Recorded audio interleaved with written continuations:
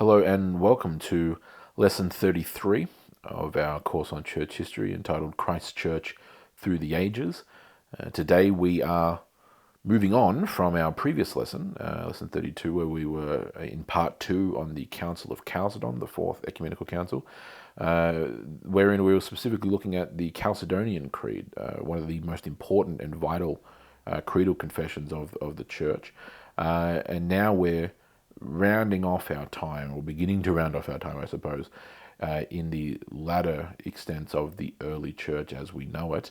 And to do so, we're going to be spending the next few lessons focusing on two of the titans from this latter end of the early church period, namely and specifically St. John Chrysostom, alongside of St. Augustine of Hippo. The way we'll conduct this is in multiple parts. Today, focusing first on St. John Chrysostom, of course, and really getting a biographical snapshot of the man and the life of John Chrysostom, followed by a look at some select readings of his. The reason for that selectness will become apparent by the time we get to the end of today's lesson. And then we'll repeat that again, of course, for St. Augustine of Hippo, where we will cover the biography of the man and the life, as well as then some select important works from him.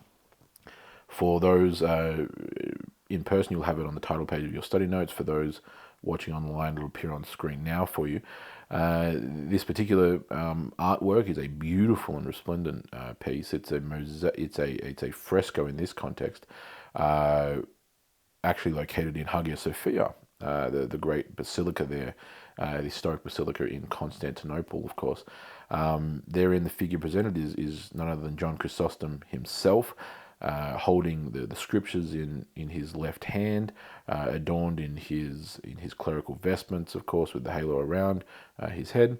And then the letters that you see, which are actually running vertically from top to bottom, on the left side, as the image presents to you, the name Johannes, right, or that is to say in English, John. And then on the right side, as it's presented to you, Chrysostomos, a phrase which we'll touch on just in a moment.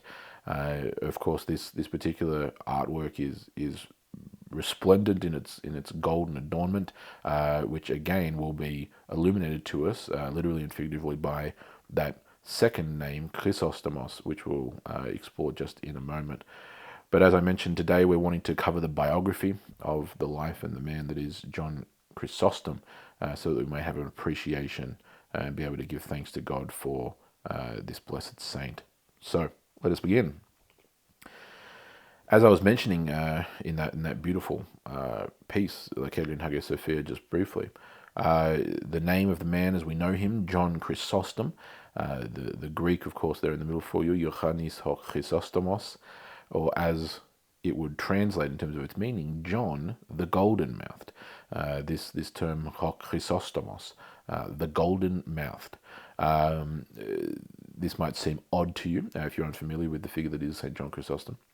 But hopefully by the end of our lesson today, you'll actually be able to have a fairly straightforward knowledge and appreciation, therefore, of why this man had in fact earned, very much earned, this epithet or this nickname that has lasted now down even to our time as well. So moving on to some of the details of John's life. He was born in AD 347 in the city of Antioch in Syria, of course, an apostolic see, one of the most famous cities in terms of the history of God's church, founded there even in the book, all the way back in the book of Acts by the apostle Peter and company. Historical sources do seem to indicate that he was born into a pagan family. There is some scholarly conjecture around that, but the preponderance of those sources do indicate that relatively clearly. His father was a high-ranking officer in the Roman army. That's well known. And due to his family's wealth and influence, consequently, John Chrysostom was actually educated in the sophist school of the famous sophist teacher Libanius, a fairly well-known pagan philosopher from that time period of the late 4th century. This aristocratic background of John's, of course, aided in the ability and the access to that level of education during that time. Having received what is without doubt an elite education in particularly rhetoric itself, the subject, he also developed an advanced learning for language and as well as in literature more broadly, and would actually go on to become a lawyer. Of course, formal academic education in things like language and literature and particularly rhetoric are most advantageous for a lawyer in the ancient world or now.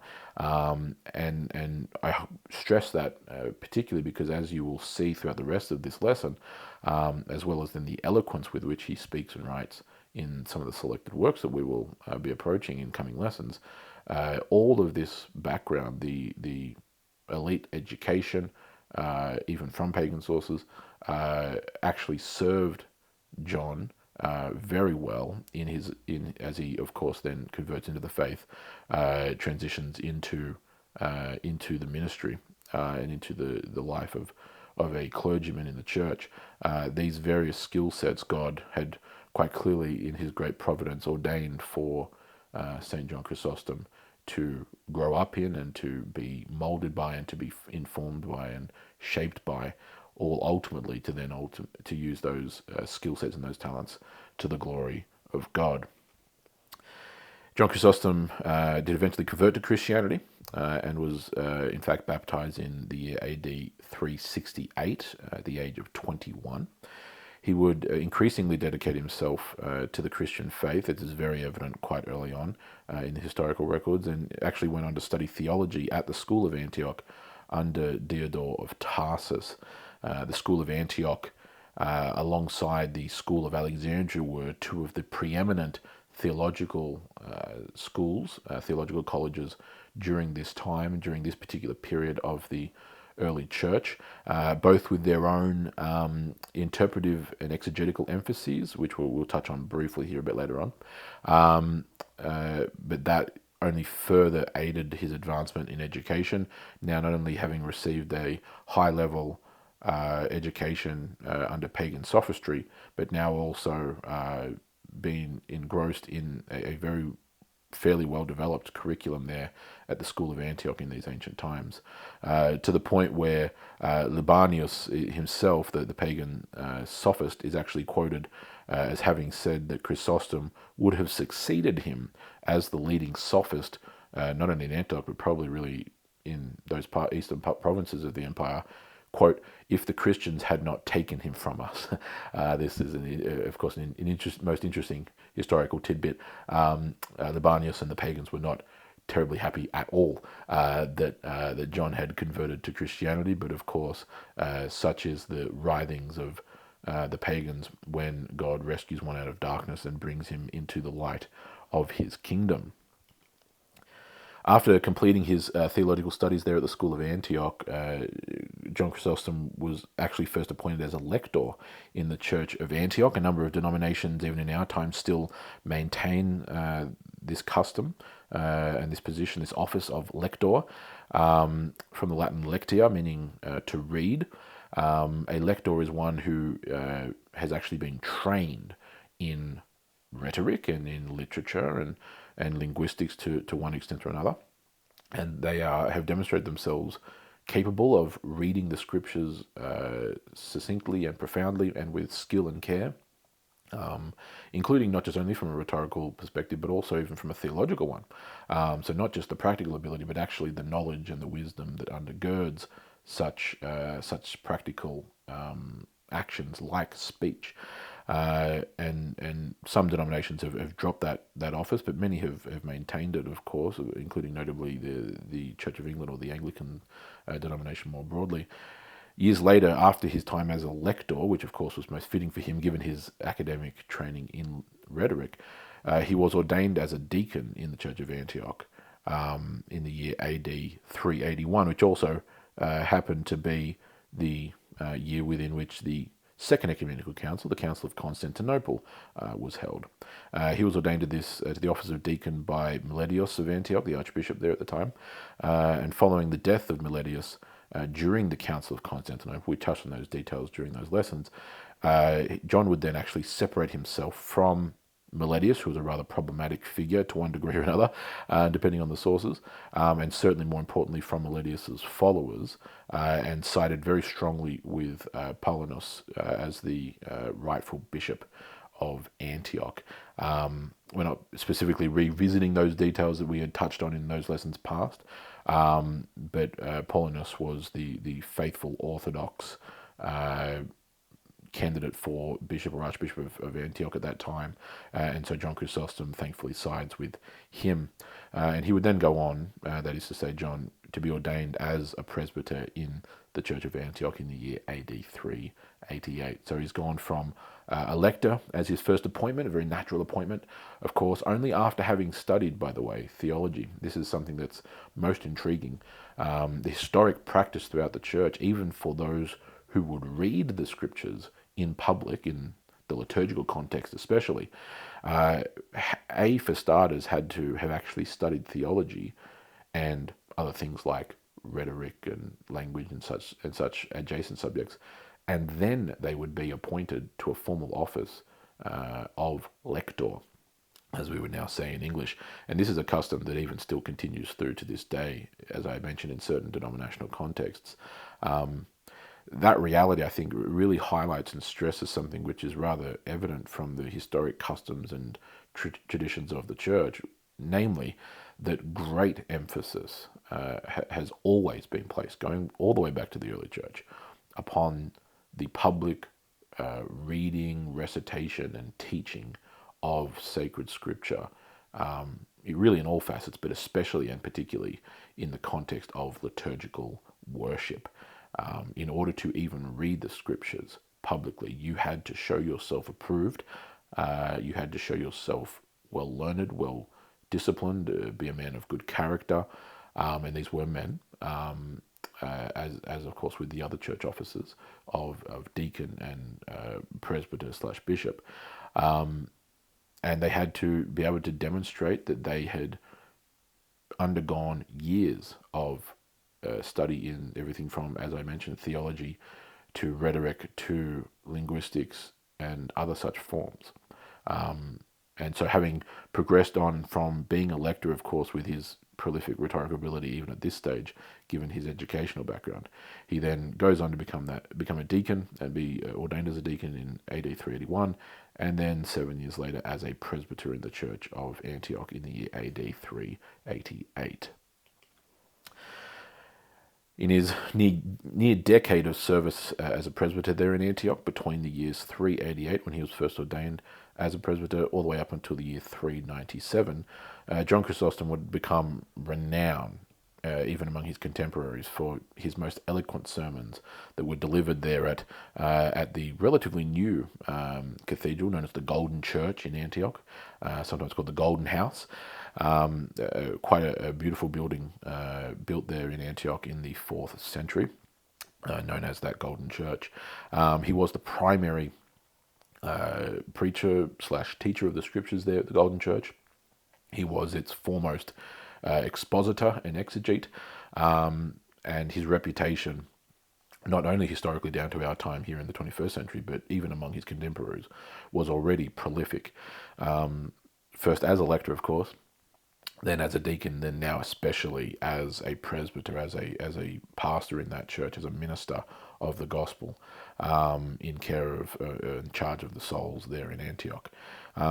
He was greatly admired for his profound expositions of the scriptures, along with, including it alongside of that, his insightful moral teachings.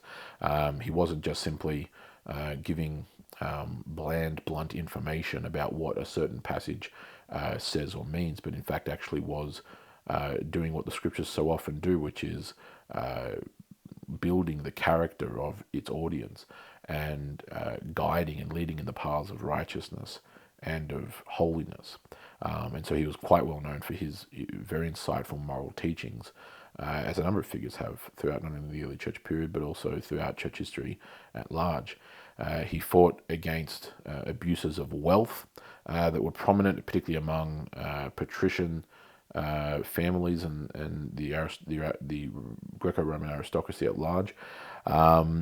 He placed great emphasis upon charitable giving, especially from an ethical standpoint, as well as the caring for the spiritual and material needs of the poor. This was something that actually became quite a remarkable point of his, and even just to give you a glimpse of one such reference that actually comes from his extant works, the following from Homily 50 on the Gospel of St. Matthew. Quote, "Do you wish to honor the body of Christ? Do not ignore him when he is naked. Do not pay him homage in the temple clad in silk, only then to neglect him outside where he is cold and ill-clad. He who said, 'This is my body,' is the same one who said, 'You saw me hungry, and you gave me no food.' And whatever you did to the least of my brothers, you did also to me." What good is it if the Eucharistic table is overloaded with golden chalices when your brother is dying of hunger? Start by satisfying his hunger, and then with what is left you may adorn the altar as well. End quote. It should hopefully be obvious from a balanced and reasonable reading of just even this particular excerpt here in front of us, that he values the poor and the downtrodden, of course, as Christ our Savior does. He values taking care of not only physical but also spiritual needs. He values humility and modesty and discipline among the wealthy or those who have more than others. A great emphasis, of course, on charity and on having a charitable disposition to those of our Christian brothers who are less fortunate than ourselves, and balances that quite well, especially in that ending portion. What good is it if the Eucharistic table is overloaded with golden chalices when your brother is dying of hunger? Start by satisfying his hunger, and then with what is left you may adorn the altar as well. He's not becoming so imbalanced as to say that any displays of material wealth are inherently wrong or sinful. No. In fact, the things that matter are where our wealth should be dedicated as Christians. And the Eucharistic table, the altar, and the elements used inside the church for the worship of God are actually a most apt and appropriate place for our wealth to be directed, as opposed to lavish gifts and lifestyle adornments within our own daily lives. But he's careful to counterbalance that with taking care of both the material and spiritual needs of the less fortunate and the poorer of our Christian brothers, and so that's greatly kind of encapsulated here in this brief excerpt.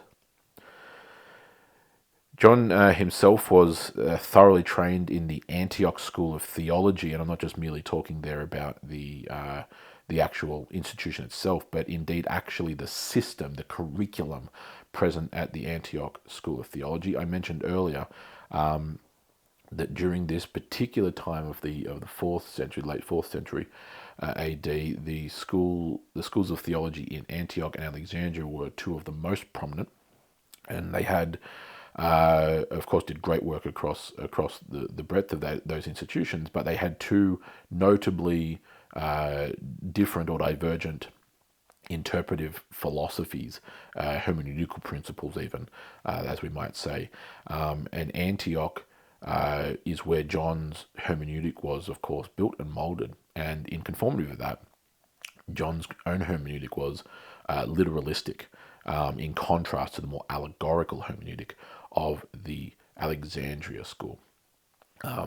Such a straightforward and direct understanding made his sermons highly practical and grounded, especially compared to some of his contemporaries in Alexandria, whereby he would explain his ability to explain the common and everyday application of the scripture to the lives of Christians was most profound and prolific. And as a result of that, his sermons were especially popular with the plebeians, with the common people at large. This earthy, grounded, fairly literalistic interpretive methodology, this hermeneutical framework that was endemic to the School of Antioch and was well known there at the School of Antioch, is the background and the environment within which his theological work was studied and conducted. And so likewise, as a product of that school, John's preaching was very much in that fashion. And of course, much debate raged in those times between the hermeneutical philosophies of those two respective schools in Antioch and Alexandria, both producing various different figures throughout the ages in the early church period. And John here, however, is a byproduct of the Antioch school, and so his literalistic and very grounded and earthy interpretive methodologies were something that were quite popular, as I mentioned, among the commoners. In the autumn of the year AD 397, John was appointed as Archbishop of Constantinople, and as I highlight there, this was actually conducted and affirmed after being nominated without his knowledge. This was not an office that he sought personally. It was not something that he applied for or volunteered for or pleaded for any such manner. He actually found out after the fact that he had been appointed to that office. He had been nominated by a number of other figures, not only in Constantinople but in some other eastern portions of the empire. The emperor affirmed this and appointed him. And in fact, he was actually unanimously appointed, even despite, as I mentioned, without his knowledge. As a result of this, he actually had to leave Antioch in secret due to the fear that his departure would be met with civil unrest. Of course, being so prominent there in the Church of Antioch and such a central figure, so popular among his people, and rightfully so. The Christians in Antioch would be, at the minimum, sad and disheartened to see him leave for Constantinople, and so he decides to actually arrange to leave in secret in order to try and hopefully avoid any kind of unrest or disturbance. Despite being surrounded by controversy, he actually demonstrated a stalwart moral and theological uprightness during his decade as the archbishop there in Constantinople. And you might be wondering, well, what is this controversy? Well, let us now actually explore, at least at a foundational level, what some of that might include for us. He himself, just to summarize some of the more obvious points that come from the historical sources, John Chrysostom staunchly refused to host lavish dinner parties that were quite customary and widespread at the time, nor did he engage in social gatherings for wealthy citizens and clergy. In many of the prominent cities across the empire during this time, as had been occurring for centuries, of course, but including in Constantinople, where the imperial court was located, which was the capital of the empire at this time. It was the administrative center of the empire at this time, of course, a major economic center of the empire at this time. Such lavish and resplendent social gatherings and parties and such were very common among the patrician class and among the aristocracy, as we might say, the Roman aristocracy, including even, of course, clergy, unfortunately. He preached many a sermon in opposition to this particular practice, and that should the basis for that should be fairly obvious after the excerpt that we saw earlier from Homily 50 on the Gospel of St. Matthew. He instituted a number of ecclesiastical reforms, particularly to elevate the standard for appointments to church offices, so raising the bar, literally and figuratively, by which men were appointed to the offices of, among others, deacon and presbyter and such. Elevating the quality of candidates for those positions, and under the guise that rising tide raises all ships. This is a way by which he improved the quality, not just merely quantity, of the ministers of God's church during this time.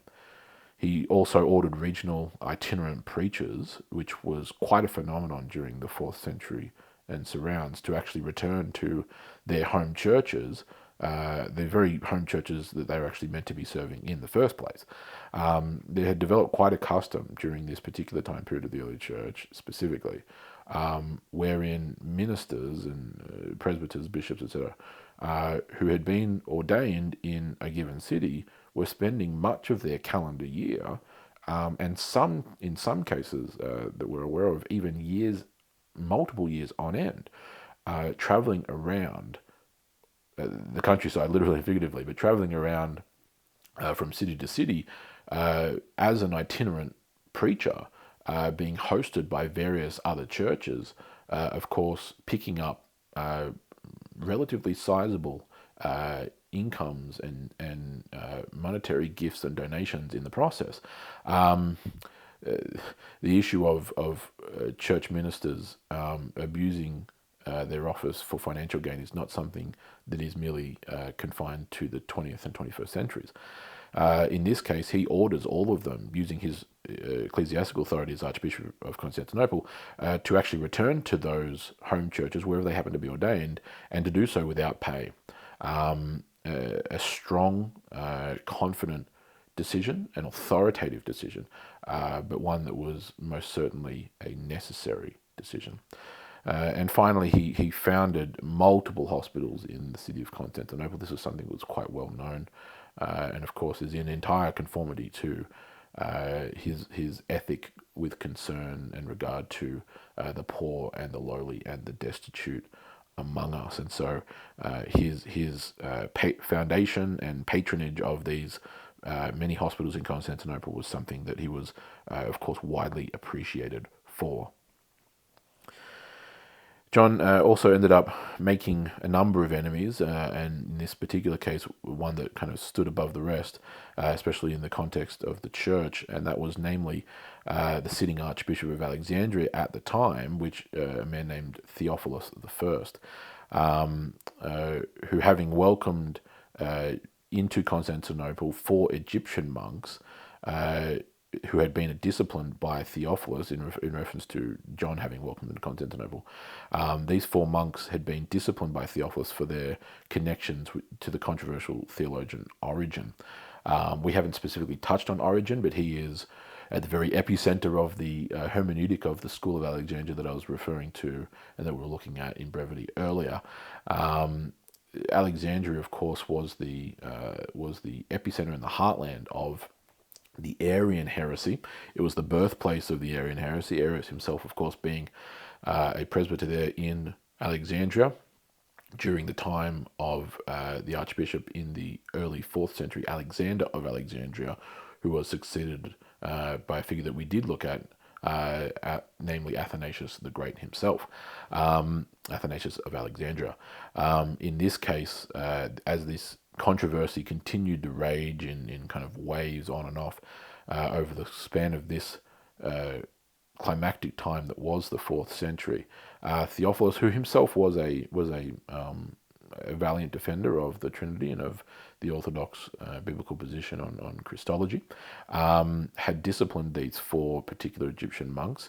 There is debate among academic sources as to the, might we say, moral validity of that disciplining. There is some evidence that he may well have been rather overzealous in his persecution of these particular monks, and that interpretation is only aided by the fact that John Chrysostom actually welcomes in and gives refuge to those four Christian brothers, those 4 Egyptian monks. That brings enmity between himself and Theophilus for a variety of obvious reasons.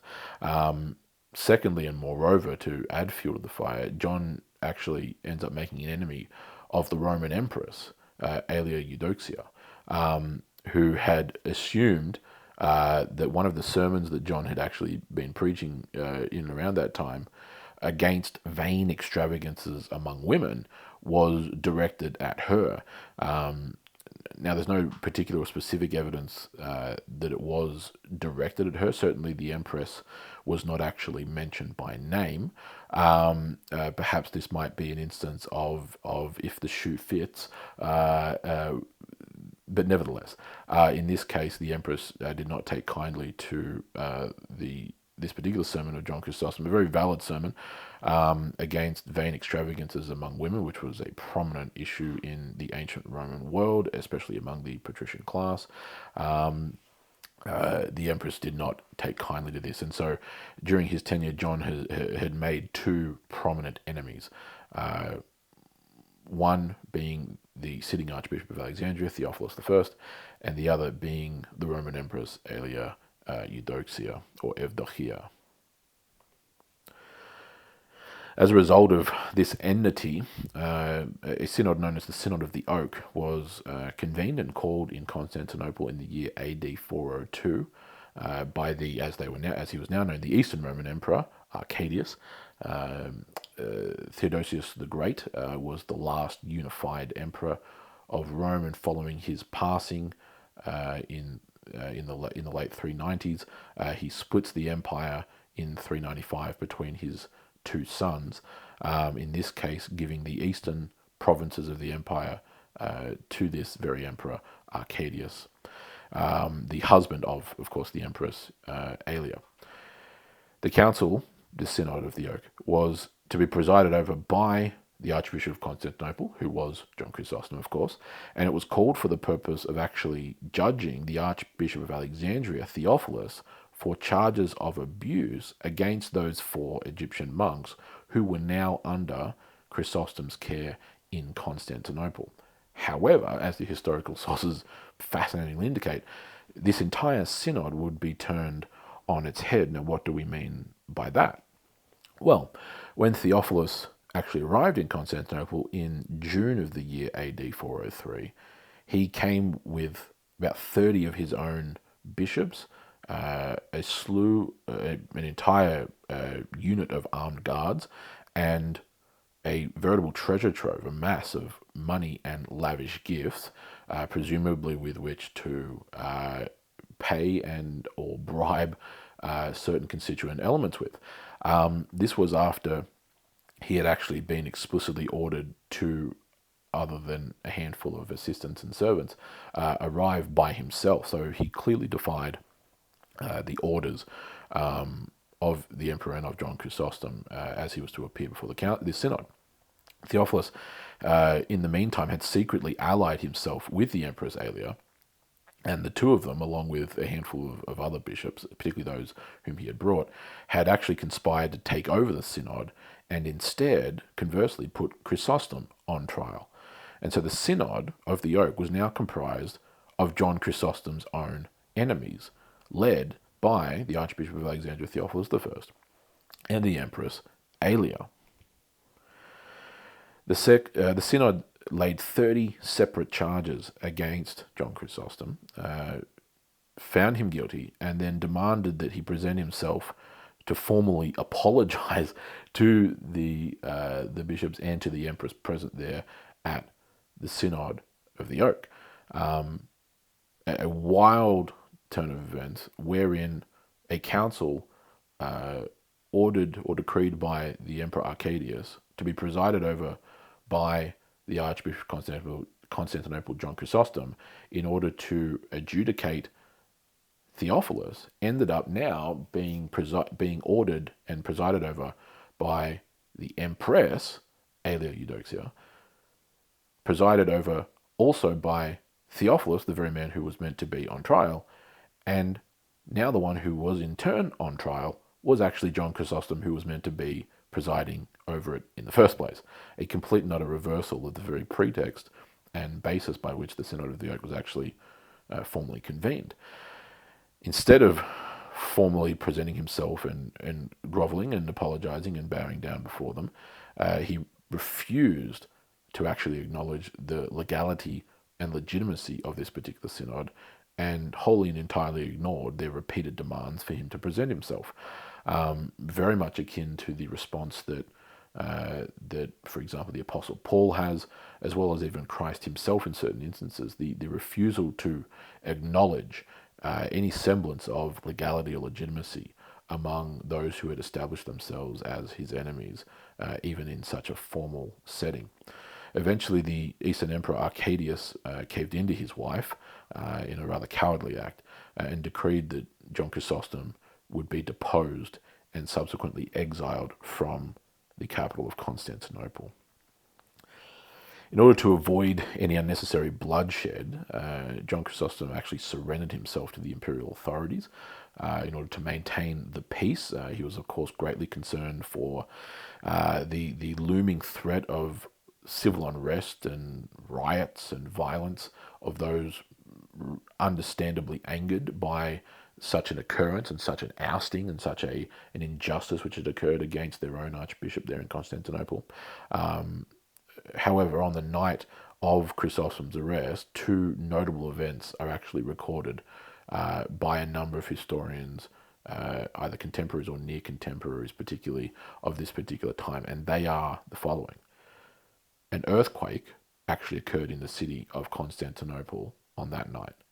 Secondly, the Empress Aelia Eudoxia, who was actually pregnant at the time with her sixth child, suffered a miscarriage. Both of these details are quite reliably reported by the historical sources in and around this time period of the late 4th into the 5th century. Remarkable and notable, especially as it would then play out in the days that were to come.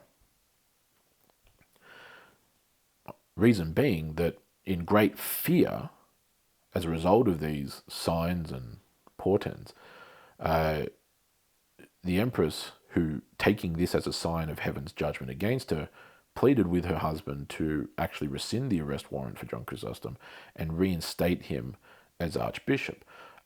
This was a, quite frankly, wise and appropriate response, because it was, as the histories now tell us, a clear indication of judgment against the Empress, against all those involved in the Synod of the Oak, and against Constantinople as a city.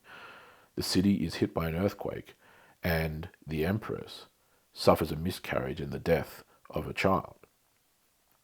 Initially quite reluctant, due to lack of trust or trepidatious stance, understandably, John actually returned to the city, to the triumphant rejoicing of the Christian people, which certainly hopefully alleviated his concerns as to what element of support there was for him. The people of Constantinople, the common citizens, as well as many others among some of the aristocracy, did greatly support him in his return. However, as the historical sources indicate, this peace was relatively brief. John Chrysostom's enemies actually succeeded eventually in having him exiled again, formally on the 24th of June in the year AD 404. Protesting his banishment as an act of injustice, Chrysostom enlisted the help of the Bishop of Rome, Innocent I, as well as the Bishop of Milan, Venerius, and alongside of them the Bishop of Aquileia, the man named Chromatius. Three friends of his, of course the Bishop of Rome being most preeminent among them. The many letters and protests of support that came in favour of John, however, were not enough to actually to stop his own exile, and he was exiled from the years 404 to 407 in Caucasus, in the region of Cappadocia in central Anatolia, and was then eventually relocated to Piteus, in what today is modern day Georgia, under armed guard. John Chrysostom would, during that second leg there on the journey to what today is Georgia, would actually pass away on that journey on the 14th of September 407, and he would die in a church where they had stopped for him to be able to lie down and to rest, surrounded by Christians and monks and clergy, well taken care for in his older, more frail years. And fascinatingly, the dying words of John Chrysostom are actually, in fact, recorded for us, fortunately, in the historical record. And they are as follows: a short doxology, perhaps most appropriate for this one who had dedicated his life to Christ and to God in all things. Doxa to Theo Panton Geneken. Glory be to God for all things. Eerily reminiscent of the one of the primary cries of the Reformation, in Latin, soli Deo gloria. To God alone be the glory. Glory to God, glory be to God for all things. A pithy yet poignant doxology and an identification of the true and ultimate source of meaning and value in the life of John Chrysostom. So, his works, as I mentioned all the way in the very beginning of our time here, are quite prolific. He is, of all the early church fathers, only St. Augustine of Hippo surpasses him in the volume of his extant writings, be they sermons or letters or other such materials that actually have survived down to our time. In John's case, in the case of St. John Chrysostom, over 700 sermons alongside of 246 letters have actually survived to this day, in addition to various biblical commentaries, moral discourses, and theological treatises. He stands as one of the most prolific authors in all of the early church, as I mentioned, exceeded only by St. Augustine of Hippo in the total quantity of his extant writings. Truly and indeed, if anything can be said of this John of Antioch, it is and was and shall be forevermore that he was Ho Chrysostomos, the golden-mouthed. So, therein ends our time of going through the biography of St. John Chrysostom, the ending here of lesson 33, providing you an outline of the man and his life. The church during his day was greatly and incredibly blessed by his character and by his work and by the grace of God shining through his life, both in Antioch and in Constantinople, respectively. And the church owes a great debt to God for the work that he has done and that he did through St. John Chrysostom, that indeed this one who is rightly called the Golden Mouthed is, even to this very day in the 21st century, one of, if not even perhaps the greatest preacher that God has ever made. Thank you.